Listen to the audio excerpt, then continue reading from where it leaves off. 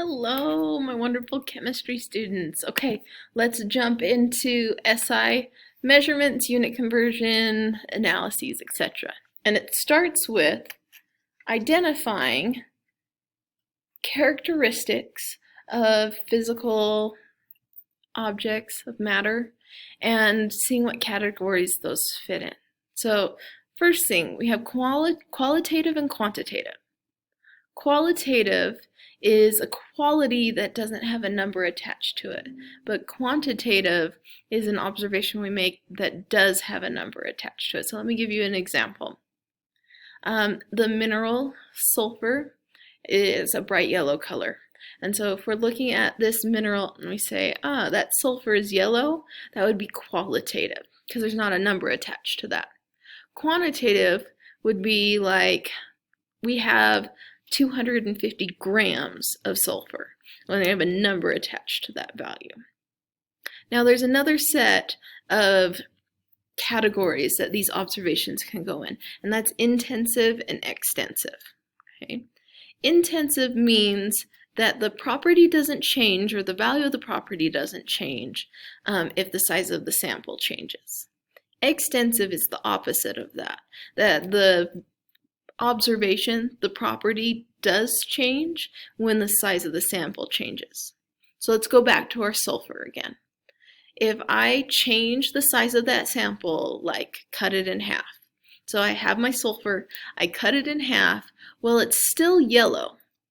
And so that would be intensive. I changed the size of the sample, but the property of the color yellow remained the same.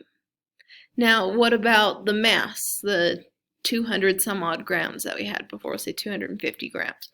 If I cut this in half, now we have half as much mass there. Okay? We'd have the 125 grams. And so that property changed, so that's extensive. The sample size changed, the property changed. All right, now think for a moment and list as many as you can think of for qualitative and quantitative versus intensive and extensive. And let's work on this table together. All right, so we have mass. First thing we're going to decide, is it qualitative or quantitative? Well, mass like 250 grams, that would be quantitative because there's a number attached to it, right? And then, is it intensive or extensive? Well, I changed the size of the sample, the mass changed, so it was extensive. Maybe I'll write in pen on this one. Okay. Color. Qualitative or quantitative? Well, it's a quality that doesn't have a number attached to it. Intensive or extensive? When I cut my sample in half, the color remained the same, so it's intensive. What about the texture? Texture doesn't have a number, so it's qualitative. And the texture doesn't change if I cut a sample in half, so it's intensive. Length would have a number, like 10 millimeters, and so that'd be quantitative. Intensive or extensive, it'd be extensive, because if I change the size of the sample, then I changed its length. Taste. So if let's think through this one. Let's think of an example. Okay, what if I have a big onion sitting here and I taste that onion, I take a bite of that onion? Well, it'd be qualitative, right? There's no number attached to that. Now, does that taste change when I change the size of the sample? If I cut the onion in half, does the taste change? No, it doesn't. It's an intensive property. So it didn't all of a sudden taste like an orange because I cut it in half. The taste remained the same. Temperature is the idea of, like, in a condition, like if I have that same onion sitting in this classroom and I was like, looked at it and it had a temperature of 79 degrees Fahrenheit, and then I cut it in half, but I keep all the conditions the same, the temperature would remain the same. So temperature has a number, so it's quantitative, and it's intensive because the temperature will remain the same if I change the size of the sample. Volume has a number, so that's quantitative. And if I cut the object in half or change the size of the sample, the volume changes, so that's extensive. Boiling point. Let's think of the context of water. Now, is there a number attached? Yes, there is. We know that water boils at 100 degrees Celsius. So that'd be quantitative. Intensive or extensive? What if I have two hot plates, okay, and the one hot plate has a big, huge pan of water, and the little hot plate has a tiny little pan of water. And I turn the hot plates on so that they're dispensing the same amount of energy into that water. The little pan's going to boil before the big pan. But does that still make boiling point an intensive or extensive property? Why would the little pan boil before the big pan, even though they both boil at 100 degrees Celsius because it's water? Well, it took less energy to get the smaller amount of water molecules up to that energy point where they would boil, up to that temperature. We're going to have to supply a lot more energy because we have more water molecules that have to get to that temperature in order to start to boil. So boiling point itself is still 100 degrees Celsius, whether it's the big pot or the little pot. So that'd be intensive. There we go. Intensive. Odor. Let's think of a bouquet of flowers. First off, if I smell it, oh, it smells like flowers, so that'd be qualitative. Okay. Intensive or extensive. So I have my big bouquet, and it smells like flowers or roses. We'll say they're roses. Then I set them down. I just pull a single rose from the bouquet, and I smell it. Is that the same as the big bouquet, or is it different? Now the smell itself is the same. It still smells like a rose even though I changed the size of the sample. And so it is an intensive property. Now notice I'm not talking about the intensity of the smell. Obviously the smell was more intense in the bouquet than the single rose, but the smell itself was the same. It still smelled like a rose. It's not all of a sudden because I only have a single versus the big group, it smells like something completely different. It still smells like a rose. Okay? Physical state, we mean, is it a solid or a solid liquid or a gas? There's not a number attached to that, so it's qualitative.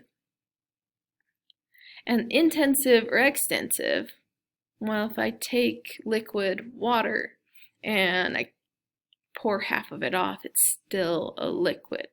So that doesn't change based off the size of the sample. So that would be intensive. Okay.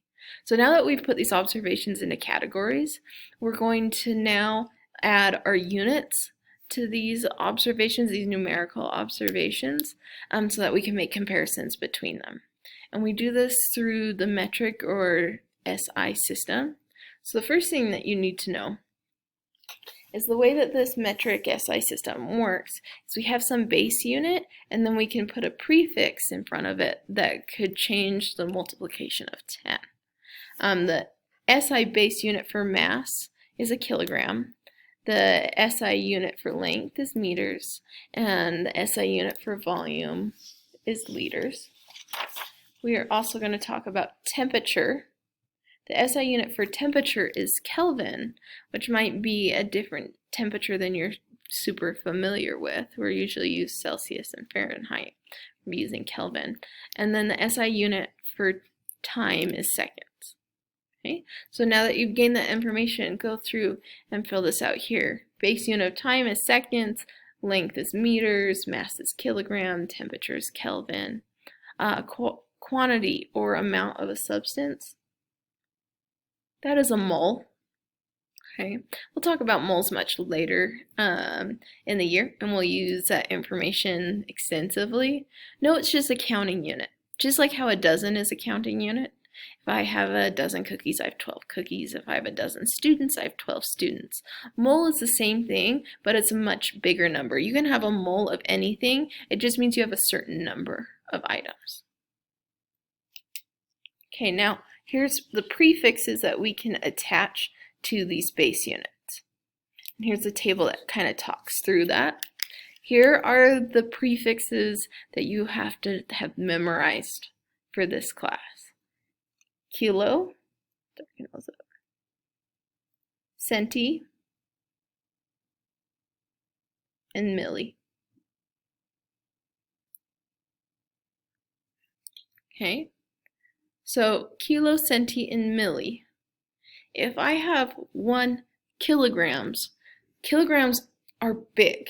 They contain 1,000 of whatever base unit I'm working with. So in this case, the base unit is grams, so 1 kilogram contains 1,000 grams. Now, milli is really small, okay? And if I have 1 milligram, I only have 1/1000th of a gram, okay? 0.001 of a gram, or 1/1000th of a gram. Now, when we use metric systems, we like to keep it all in decimals and not fractions, but if this helps you to visualize, to conceptualize what a milli is, then I want you to get that down in your notes. Centi is also small. It's not as small as milli. Centi is 1/100th, or 0.01. Okay, so we're going from centimeters to meters. So 1 centimeter is 1/100th of a meter. Okay, and then back to milli again. 1 millimeter would be 1/1000th of a meter. So notice, it doesn't matter what the base unit is. If we apply milli or we apply kilo and then compare it to that base, and we can change what it is. It could be seconds, it could be meters, it could be liters, etc. Okay, now, a derived unit is just a mathematical combination of these base units. So if I want to solve for the area of like a square or a desktop or whatever, I would do base times by width, right? And so like let's say our desktop is 1 meter by 1 meter. Okay, so the area of our desk would be 1, because 1 times by 1 is 1, meters squared, because it's a meter times by a meter. Okay, that's a derived unit. It's a mathematical combination through multiplication and division of our base units. Okay. Now let's talk about looking at volumes.